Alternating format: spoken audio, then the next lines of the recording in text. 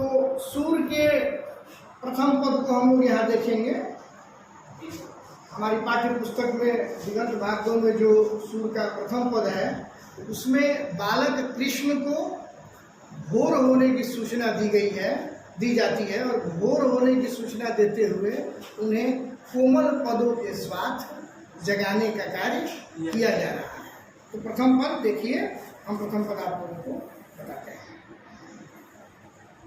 जागिए ब्रजराज कुंवर कंवल कुसुम फूले, जागिए ब्रजराज कुंवर कंवल कुसुम फूले, अकुमुद वृंद संकुचित भय भृंग लता फूले। सूर्य कहते हैं कि बालक कृष्ण को जगाते हुए कहा जाता है कि ऐ ब्रज के राजकुमार, ऐ ब्रज के कुंवर, जागिए, सुबह हो गई है। और सुबह हो गई है कैसे? तो उसके दृश्य, उसके चित्र, उसके चिन्ह प्रस्तुत किए जाते हैं। साथ में कमल कुसुम फूले, कमल पुष्प आदि फूल गए हैं। जब प्रभात होती है, जब सुबह की बेला आती है तो फूल खिल जाते हैं। यह एक प्रतीक है, चिन्ह है। आप जागिए, सुबह हो गई है। कुमुद वृंद संकुचित भय भृंग लता भूले, कुमुद वृंद संकुचित भय भृंग लता भूले। कुमुद वृंद, कुमुद के जो गुच्छे हैं, उस पुष्प के जो गुच्छे हैं वह संकुचित हो गए हैं। ऐसा क्यों कहते हैं? क्योंकि सुबह में, प्रभात में, भोर में बहुत सारे ऐसे पुष्प हैं जो संकुचित हो जाते हैं। वह चंद्रमा की शीतल रोशनी में ही, प्रकाश में ही खिलते हैं। रात में खिलने वाले बहुत सारे पुष्प होते हैं, आप लोग जानते हैं? अरे बोलिए। तो रात में बहुत सारे ऐसे पुष्प होते हैं, जैसे रात की रानी कहा जाता है। ये सारे पुष्प जो है रात में ही खिलते हैं। लेकिन कुमुदनी आदि के बहुत सारे ऐसे गुच्छे हैं जो संकुचित हो गए हैं और भृंग लता भूले, भौरे भृंग जो हैं वो लताओं में छिप गए। ये चिन्ह है भोर होने की, प्रभात की, सुबह की। आप जागिए हे ब्रज के राजकुमार श्री कृष्ण, उठिए, सुबह हो गई। तमचुर खगरोर सुनहु बोलत बनराई, आरंभाति को खरकनी में बछराहित भाई। तमचुर खगरोर सुनो, तमचुर खगरोर सुनो। तमचुर, मुर्गे और अन्य पक्षियाँ बोल रही हैं, मुर्गे और अन्य पक्षी बोल रहे हैं, शोर कर रहे हैं।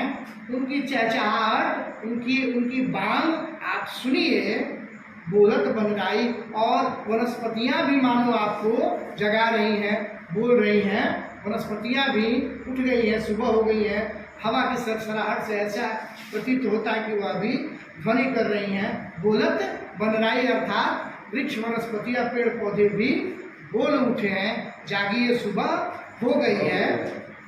रंभाती को खरिकनी में बछड़ा हित धाई, गाय जो है अपने ओसारे में, बाड़ों में चिल्ला रही हैं, रंभा रही हैं, गोल गोल घूम रही हैं, आवाज़ दे रही हैं। बछड़े को दूध पिलाने के लिए वह उसकी तरफ भागना चाहती है।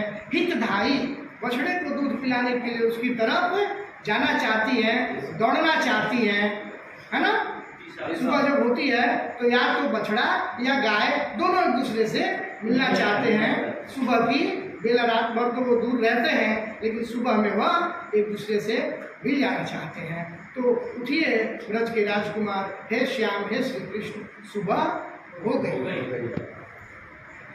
विधु मलिन रवि प्रकाश गावत नर नारी, विधु मलिन रवि प्रकाश गावत नर नारी। विधु मलिन हो गए, चंद्रमा का प्रकाश जो है धीमा हो गया है, समाप्त हो गया है, मलिन हो गया है।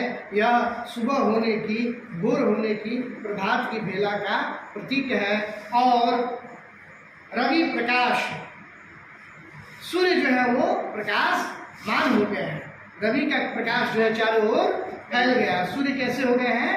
प्रकाशमान हो गए हैं। गावत नर नारी, यानी नर नारी प्रभात के गीत, स्त्री पुरुष घूम घूम करके या अपने घरों में प्रभात के गीत, सुबह की बेला के गीत जो है गाना उन्होंने शुरू कर दिया है।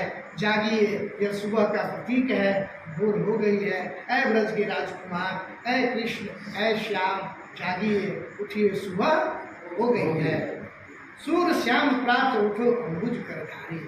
अंत में सूर्य, जैसा कि हर शब्द, हर पद में अंत में अपना नाम डालते हुए यह कहते हैं कि सूर्य श्याम प्रात उठो अंबुज करधारी। ऐ श्याम, ऐ श्री कृष्ण, अंबुज करधारी अर्थात कमल धारण करने वाले श्री कृष्ण विष्णु के अवतार, हे ब्रज बिहारी, उठिए, सुबह हो गई है। सूर्य ऐसी प्रार्थना करते हुए कहते हैं। ये पद यहीं समाप्त होता है, किंतु आप इसमें देखिए, जागिए ब्रजराज कुंवर कमल कुसुम फूले, क कमल कुसुम फूले, यहाँ पर अनुप्रास है। तो इस तरीके से जहाँ भी एक ध्वनि लगातार आती है, उसमें निरंतरता है, वहाँ पर क्या है?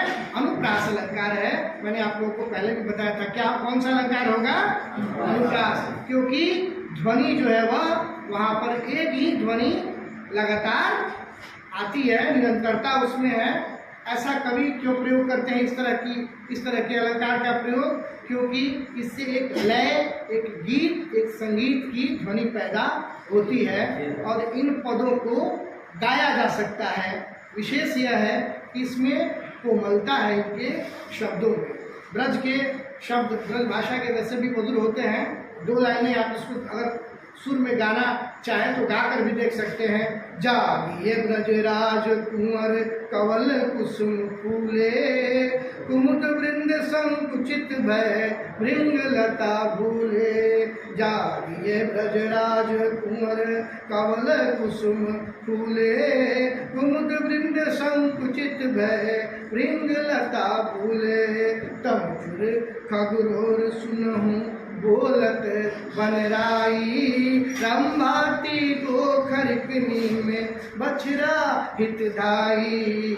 जागिए ब्रजराज कुंवर विधुमलिन रवि प्रकाश गावत नर नारी, सूर श्याम प्रात उठो अंबुज करधारी। जागिए ब्रजराज कुंवर कवल कुसुम फूले, कुमुद वृंद संकुचित भय भृंग लता भूले। जागिए ब्रजराज कुंवर। तो इस तरीके से आप इसको गा सकते हैं, क्योंकि सूरदास को संगीत का विशद ज्ञान है। आपकी पुस्तक के परिचय में दिया हुआ है कि उन्होंने संगीत का ज्ञान प्राप्त किया था और इनके काव्य में चित्रकला है ना, संगीत कला, इन सबका एक सुंदर समावेश आप देखते हैं। तो इस तरीके से आप इस पद को गाएं, याद करें, कंठस्थ करें, खुद ब खुद जो है आपको स्मृति में, आपकी स्मृति में हमेशा बैठ जाएगी और आप हमेशा इसको बार बार किसी को सुना करके, कक्षा में लिख करके आप स्वतः आनंदित हैं।